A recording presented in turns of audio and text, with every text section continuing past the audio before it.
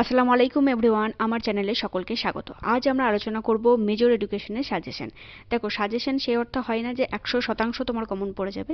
যেহেতু এটা অনার্স, তাই তোমাদেরকে চেষ্টা করতে হবে যে প্রশ্নগুলো দিচ্ছি সেগুলো ভালোভাবে প্র্যাকটিস করার এবং একটা উন্নত মানের নোট তোমাদেরকে পরীক্ষা খাতায় নামাতে হবে।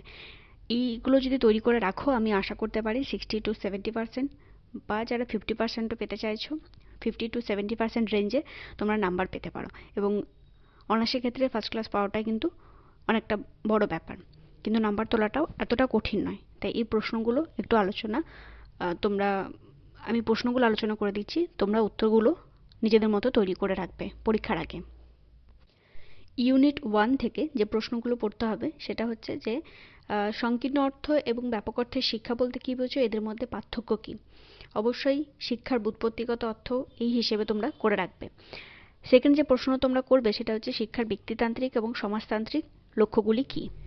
এই প্রশ্নটাকে আরও একটু স্ট্যান্ডার্ড করে যদি দিতে চান, তাহলে হয়তো ব্যক্তিতান্ত্রিক সমাজতান্ত্রিক লক্ষ্য কাকে বলে এর সঙ্গে ব্যক্তিতান্ত্রিক এবং সমাজতান্ত্রিক লক্ষ্যের পার্থক্যগুলো দিতে পারে। যদি একটু ঘুরিয়ে প্রশ্ন দেন, তাহলে এই দুটো কিন্তু মাথায় রাখবে যে শিক্ষায় ব্যক্তিতান্ত্রিক সমাজতান্ত্রিক লক্ষ্যগুলো কী আলোচনা করার সাথে সাথে অবশ্যই এদের মধ্যে যে পার্থক্য সেটাও তোমরা রেডি করে রাখবে। এরপরে একটা পাতি কোশ্চেন যেটা 5-এর জন্য বেশি ইম্পর্টেন্ট, সেটা হচ্ছে শিক্ষার প্রকৃতি এবং পরিধি আলোচনা করো। এই প্রশ্নটা তোমরা 5-এর জন্য করে রাখবে। এবং শিক্ষা একটি সামাজিক প্রক্রিয়া, এটারও 5-এর একটা উত্তর তোমরা রেডি করে রাখবে। তার সঙ্গে শিক্ষার উপাদান কি, উপাদানগুলোর মধ্যে যে কোনো দুটি উপাদানকে তোমরা সম্পর্কে আলোচনা একটা রেডি করে রাখবে। সবথেকে গুরুত্বপূর্ণ এবং সবথেকে কঠিন চ্যাপ্টার অনার্স পড়াতে গিয়ে যেটা ফেস করি সেটা হচ্ছে এই ইউনিট 2 পেজ। ঠিক আছে, সেখানে ছেলেমেয়েদের মাথায় ঢুকতে একটু অসুবিধা হয়, সেই জন্য একটু তত্ত্ব বুঝতে হবে। আর একটু যদি তোমরা আরেকটু সাজেস্টিভ পড়তে চাও যে আমাকে কোনো রকম পাস করলেই হবে, 50% নাম্বার পেলেই হবে, 55% নাম্বার পেলেই হবে, তাহলে এইটা যদি তোমাদের মনে হয় খুব কষ্টের, তাহলে তোমরা স্কিপও করে দিতে পারো। যে কোনো 3টি ইউনিটকে তোমরা ভালো করে পড়বে। আচ্ছা, ইউনিট 2 এর হচ্ছে যে যোগ বলতে কি বোঝো এবং অষ্টযোগ সম্পর্কে আলোচনা করো। বা এটা একটু ঘুরিয়ে প্রশ্ন দিতে পারে যে পতঞ্জলির মতে যোগ কি এবং যে অষ্টযোগ আছে, যোগের যে 8টা ভাগ আছে সেইটা সম্পর্কে কিন্তু একটা আলোচনা। এটা কিন্তু সোজা, তোমরা নোটটা তৈরি করে নিলে কিন্তু সোজা এটা। দ্বিতীয় প্রশ্ন যেটা জৈন দর্শন থেকে তোমরা করতে পারো, যে জৈন দর্শনের মূল বক্তব্যগুলি কি, এর শিক্ষাগত তাৎপর্য কি। 10-এর জন্য এটা কিন্তু ভীষণ ইম্পর্টেন্ট। অনেক সময় প্রশ্নটা আসে অনেকান্তবাদ বলে একটা সম্পর্ক, এটা সম্পর্কে কি জানো, সেটাও আসতে পারে। 3 নম্বর যে প্রশ্নটা তোমরা করবে, রেডি করবে, সেটা হচ্ছে বুদ্ধ প্রবর্তিত যে 4টা আর্য সত্য, সেই আর্য সত্য কি, তার সাথে নির্বাণ কি এবং অষ্টাঙ্গিন মার্গ কি। এটা কিন্তু খুব সোজা প্রশ্ন, ভাঙা প্রশ্ন, প্রচুর নাম্বার পাওয়া যায় এটাতে। এবং তোমাদের এটা চেনা, কারণ তোমরা বৌদ্ধ দর্শন, জৈন দর্শন তোমরা পড়ে এসছো ছোটবেলায়, অনেকবার পড়েছো হিস্ট্রিতে, তোমরা ফিলোসফিতে পড়েছো, যদি কারো 11-12 থেকে থাকে, 11 থেকে থাকে সেখানেও পড়েছো। সুতরাং এটা কিন্তু সোজা। সাংখ্য দর্শনের জ্ঞান তত্ত্ব ব্যাখ্যা, বা এটা 5-এর জন্য করতে পারো প্রকৃতির অস্তিত্ব, এইটার সপক্ষে কিছু যুক্তি দাও। এরপরে তোমরা আরেকটা প্রশ্ন করতে পারো যে ন্যায়ের মতে ব্যাপ্তি কিভাবে প্রতিষ্ঠা করা যায় বা কিভাবে এটা প্রতিষ্ঠিত হয়, এই প্রশ্নটা তোমরা করে রাখবে। 6 নম্বর প্রশ্নের একটা যেটা, সেটা হচ্ছে যে যথার্থ জ্ঞানের উৎস হিসেবে অনুমানের বিরুদ্ধে চারাবাকদের কি যুক্তি ছিল, সেই যুক্তিগুলো কিন্তু ব্যাখ্যা করতে হবে।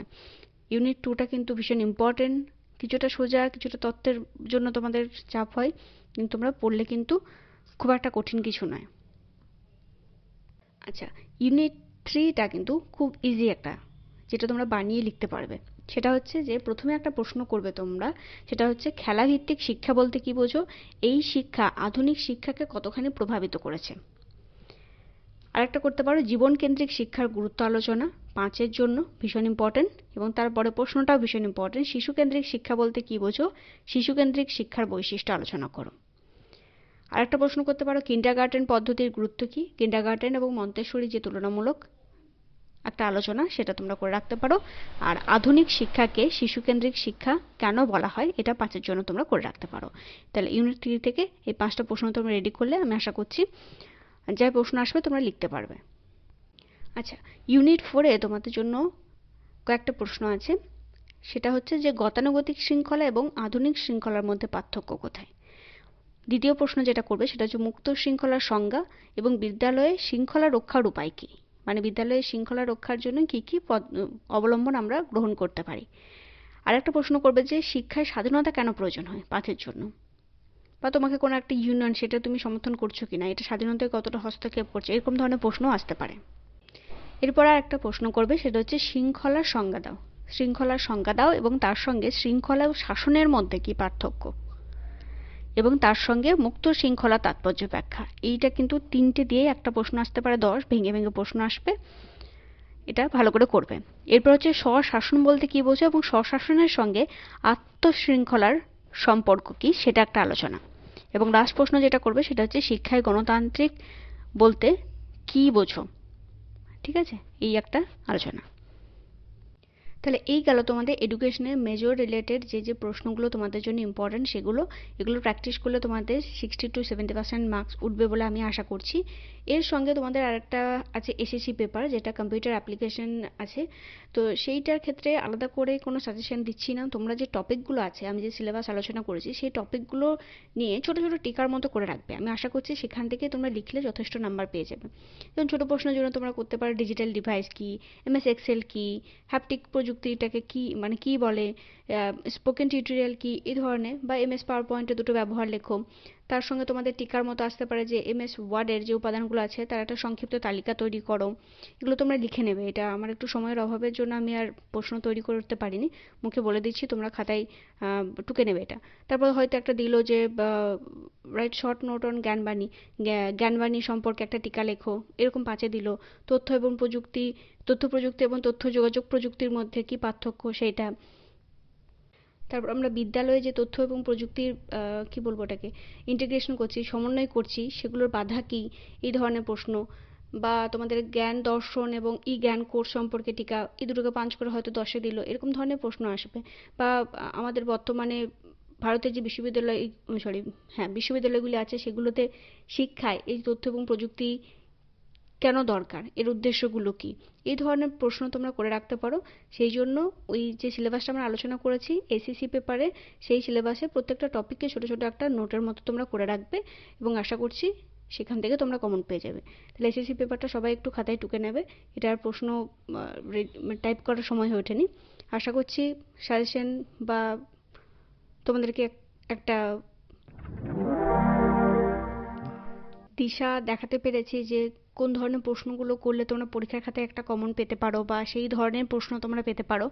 তো এই প্রশ্নগুলো রেডি করলে আমি আশা করছি তোমাদের একটা ভালো নাম্বার উঠবে। আজকে সাজেশন পেয়ে কেমন লাগলো তোমরা কমেন্ট বক্সে অবশ্যই জানাবে। ভিডিওটা অবশ্যই বন্ধুদের মধ্যে শেয়ার করবে, আর চ্যানেলটা সাবস্ক্রাইব করে না থাকলে সাবস্ক্রাইব করবে এবং পাশে থাকা বেল আইকনটি ক্লিক করতে ভুলো না। সবাই ভালো থেকো, সুস্থ থেকো, পড়াশোনায় থেকো। ধন্যবাদ।